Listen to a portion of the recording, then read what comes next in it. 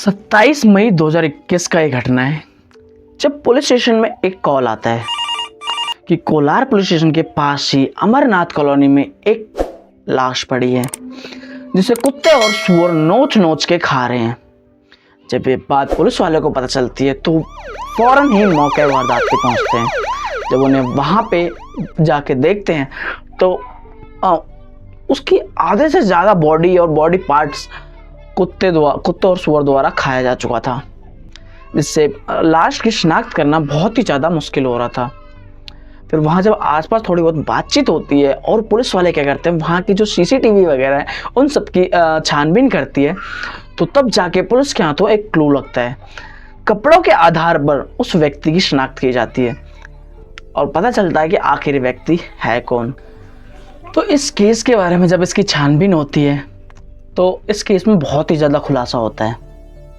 दरअसल पता चलता है कि जब केस की छानबीन कर रहे होते तो उनको पता चलता है कि दरअसल यहाँ पे एक नहीं तो दो हत्याएं हुई है। तो आखिरकार इस केस का राज क्या था, इस केस के बारे में क्या क्या रहस्य हैं, ये सब जानने के लिए बने रहे हमारे साथ। मैं हूं नीतीश कुमार और आप देख रहे हैं द क्राइम टॉक।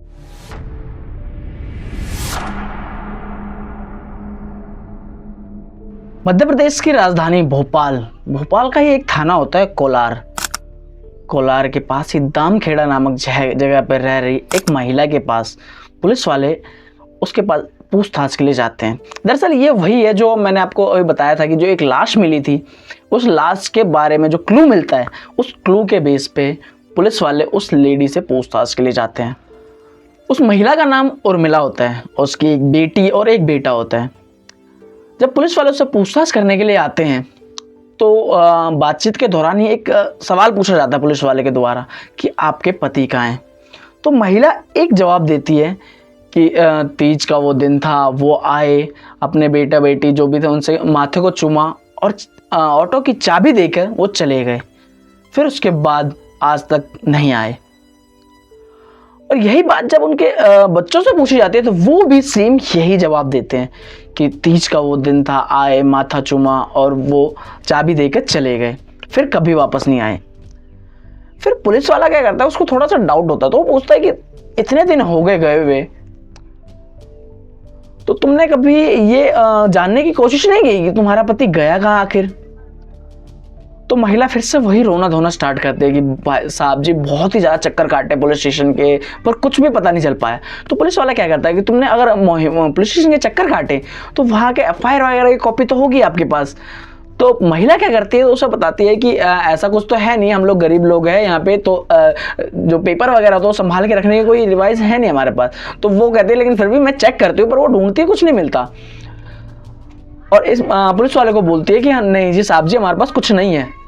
जब ऐसा होता है तो पुलिस वाला थोड़ा सा सोचता है कि उससे और थोड़ा स्ट्रिक्टली पूछे, लेकिन उसी टाइम उसके साहब का कॉल आता है। पुलिस वाले का जब एक कॉल आता है तो सामने वालों को बताता है कि हाँ जी बिल्कुल शांत रहो, मेरे साहब जी का कॉल है। तो वो क्या करता है, उससे बात करता है। तो बात करने में पता चलता है उससे साहब जी उससे पूछते हैं कि एक लाश मिली है। तो ये पुलिस वाला कहता है हाँ जी एक लाश मिली है, और किस अवस्था में मिली है ये भी बताता है उसको। फिर उसके बाद जब कॉल कट जाता है तो पुलिस वाला उस महिला पे थोड़ी तेज स्वर में बोलता है, तुम्हें पता नहीं है क्या क्या हो सकता है, एक लाश मिली है, तुम में से कोई नहीं बच पाएगा। जब ये बात तो वो महिला सुनती है, उर्मिला जब ये बात सुनती है तो थोड़ा घबरा जाती है और थोड़ा ज़्यादा स्ट्रिक्ट होने के बाद वो सब कुछ बताने के लिए तैयार हो जाती है। और यहाँ पे एक नया खुलासा होता है। दरअसल पुलिस वाले किसी और लाश के बारे में बात करने के लिए आए थे, पर यहाँ पर क्या होता है कि एक दूसरे हत्या के बारे में खुलासा हो जाता है। तो ये बात होती है आज से, यानी कि जिस दिन वो पुलिस वाला उससे पूछताछ के लिए आया था, 2021 की बात है ये, 2021 से 5 साल पहले यानी 2016 की। करीबन क्या होता है कि उस जो महिला का पति होता है वो विकलांग होता है, इस वजह से महिला को वो पसंद नहीं होता है। और उसका जो देवर था वो हट्टा कट्टा मतलब बढ़िया था, वो तो उसे वो पसंद करती है और उसके साथ उसका शारीरिक संबंध होते हैं।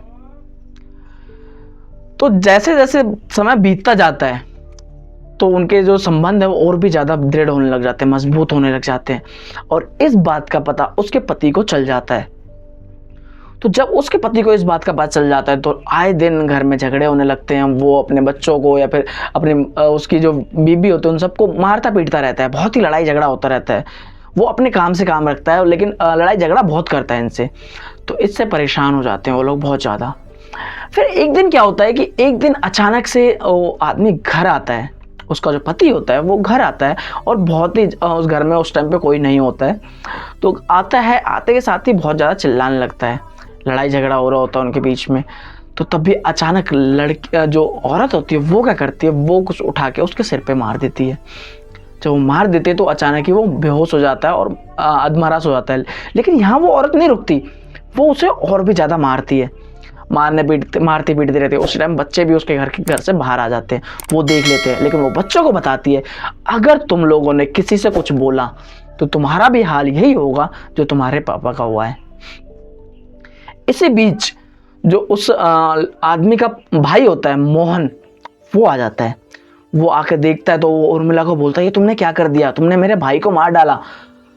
तो ये बात देखकर वो बहुत ही ज़्यादा घबरा सी जाती है और उसे बोलती है ये मुझे बहुत ही ज़्यादा टॉर्चर कर रहा था, परेशान कर रहा था मुझे, इस वजह से मैं गुस्सा आया, मैंने ये काम कर दिया। तो अब भी क्या करता है कि मोहन थोड़ा शांत होता है, उसको भी शांत करता है और फिर दोनों मिलकर प्लान बनाते हैं। दरअसल इस टाइम पे क्या होता है, उनका घर बन रहा होता है, मतलब ढांचा खुदा होता है। तो सेफ्टी टैंक के लिए वो जो गड्ढा खोदा होता है, वो लोग क्या करते हैं सब मिलके उस गड्ढे के अंदर उस आदमी को डाल देते हैं, अपने पति को वो उस आदमी में डाल के बंद कर देती है, मतलब उसके ऊपर वापस मिट्टी डाल देती है। फिर अगले दिन जब वो काम करने वाले लोग आते हैं तो उनको ये बोलते हैं कि हमने अपना प्लान चेंज कर लिया है। वो एक्चुअली क्या है कि वो जो सेफ्टी टैंक था वो वहाँ ना खुदवा के कहीं और खुदवाना, वो मिट्टी हमने खुद ही डाल दी ताकि आप लोगों को मेहनत ना करनी पड़े। कहीं और सेफ्टी टैंक खुदवा लेती है और वो खुदवा के वहाँ पे उसी पे घर बन जाता है उनका। तो ये बात उनको लगता है कि वहीं पे दब जाएगी। फिर जो इनकी लाइफ जो नॉर्मल चलने लगती है और उसका जो अफेयर चल रहा था उसके देवर के साथ वो कंटिन्यू रहता है। जब ये चीज़ ज़्यादा बढ़ जाती है तो उसका देवर भी उसे मारने पीटने लगता है और शराब पीने लगता है, मारने पीटने लगता है। और वो जो लेडी होती है वो घरों में काम करके अपना गुजारा वजारा कर रही होती है। तो इसी बीच उस औरत को पता चलता है कि उसका देवर उसकी बेटी पे गलत नज़र डाल रहा था। जब इस बात का उसको पता चलता है तो उसे बहुत ही ज़्यादा गुस्सा आता है और वो उससे लड़ाई झगड़ा करने लगती है।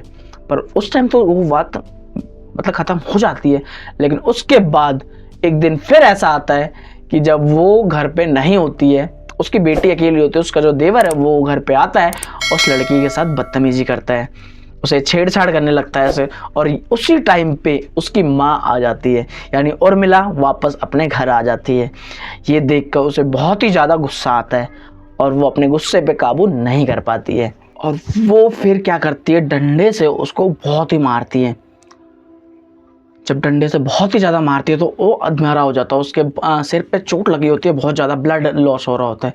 तो फिर वो औरत क्या करती है, वो जो उर्मिला होती है, वो बैठ के अपने बेटे को बोलती है इस आदमी को मेरी नज़रों से दूर लेके जाके कहीं फेंक दो, ये मेरे को दिखना नहीं चाहिए आज के बाद। तो वो लड़का क्या करता है कि अपने पड़ोसी जो उनके ही यहाँ पे किराए पे रह रहा होता है मकान, उनके ही मकान में, उसके सहायता से उसको अपने स्कूटर पे बिठाता है और उसे दूर जाकर अमरनाथ कॉलोनी के आसपास फेंक देता है वहाँ पे। उस समय वो जिंदा होता है लेकिन उसके ब्लड लॉस बहुत ज़्यादा हो गया था, उसके बॉडी से ब्लड आ रहा था, उसके सिर से ब्लड निकल रहा था बहुत ही ज़्यादा। जब ज़्यादा ब्लड लॉस हो जाता है तो वहीं पे वो पड़ा रहता है और कुछ टाइम बाद उसकी मौत हो जाती है।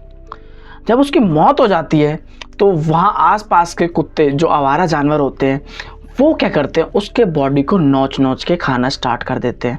और जब आपस में कुत्ते लड़ने लगते हैं तो ज़्यादा शोर सुन के वहाँ के जो नागरिक होते हैं वो उसको देखते हैं और फिर देखने के बाद पुलिस कंप्लेंट की जाती है, पुलिस को बुलाया जाता है। जब पुलिस उस केस की छानबीन कर रही होती है तो उन्हें पता चलता है कि इसके साथ साथ एक और की मर्डर हुआ है और उसकी बॉडी को पुलिस उनके ही घर से खुदाई करवा के निकलवाते हैं तो वो बिल्कुल वैसे ही हालत में मिलता है जैसा कि उस औरत ने बताया था। हालांकि 5 सालों से ज़मीन में दबे रहने के कारण वो बॉडी पूरी कंकाल बन चुकी थी, लेकिन वो वैसी अवस्था में थी कि साड़ी से बांध करके, जिस हिसाब से उन्होंने उस लेडी ने बताया था पुलिस वाले को कि ऐसे हमने बांध के वहाँ दफना दिया था, वो वैसे की वैसी हालत में थी। उसको क्या करते हैं, सेफली बाहर निकालते हैं और डीएनए टेस्ट से कंफर्म हो जाता है कि हाँ ये इसका पति ही है। फिर उसके बाद उस लेडी को जेल में डाल दिया जाता है, जिसके बाद भोपाल हाई कोर्ट में जब उसको कार्रवाई होती है तो वहाँ पे महिला को उम्र कैद की सज़ा सुनाई जाती है। लेकिन अभी उसके अंदर अपने पति के कत्ल के जुर्म में तो उसको सज़ा हो चुकी थी, लेकिन अपने देवर के कत्ल के जुर्म में अभी सज़ा होना बाकी था। और इसी बीच जो उसके दोनों बेटा बेटी होती है उनको चाइल्ड केयर होम में रखा जाता है।